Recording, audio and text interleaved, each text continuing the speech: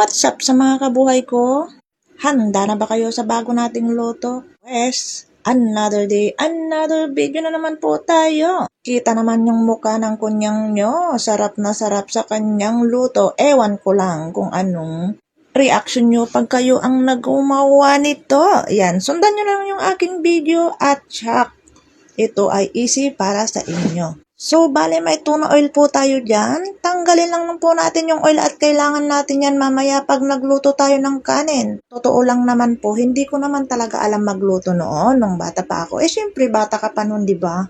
Kaya ngayon, natuto na po tayo. Parang natuto na rin sa buhay. At dahil nga nandito tayo sa Hong Kong, kailangan natin pag-aralan ang environment at mga pagkain nila.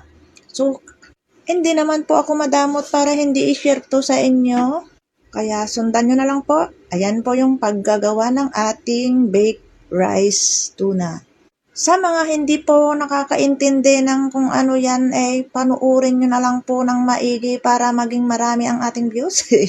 Ayan. So, bale, nagsalang tayo ng Japanese rice o kung may soft rice kayo dyan, okay lang. Optional naman po yan kung ano. Nasa screen na po yung ating ingredients kung paano lutuin at gawin.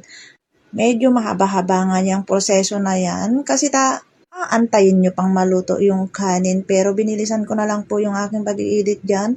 So, bali nilagay ko na po yung oil galing sa tuna kanina. I-mix nyo sa ating kanin para lumasa din.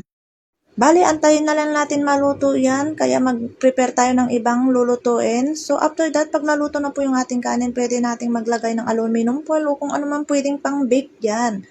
Make sure lang po na malinis yung ating kamay para hindi naman po tayo sabi ng iba na dirty.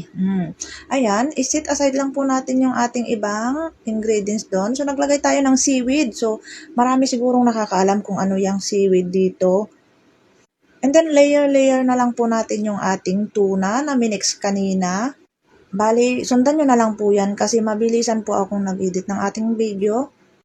Lahat po ng bagay at lalo na kung ikaw ay masikap na pag-aaralan talaga. Lalo na yung pagluluto natin kasi kailangan natin talagang mo skill sa pagluluto lalo na dito. Hindi lang pagluluto ang ating problema, minsan pagbabudget na rin at alam nyo na, yung maarting mga amo. Kaya kailangan natin maghanap ng kakaibang luto para naman yung talagang may nutrition, kumbaga, kung ano-ano, ang daming alam, di ba? So, ayun, tuloy-tuloy lang natin po yung pagluluto at layer-layer ng paglagay ng ating tuna sa ating. Tapos kung anong cheese kayo meron dyan, pero mas maganda yung mozzarella para pag kinain nyo ay at okay. So, binik na po natin yan ng 180. Ayan na po, ang sarap ng tignan, oh. Ayan, kumakain kahit may init.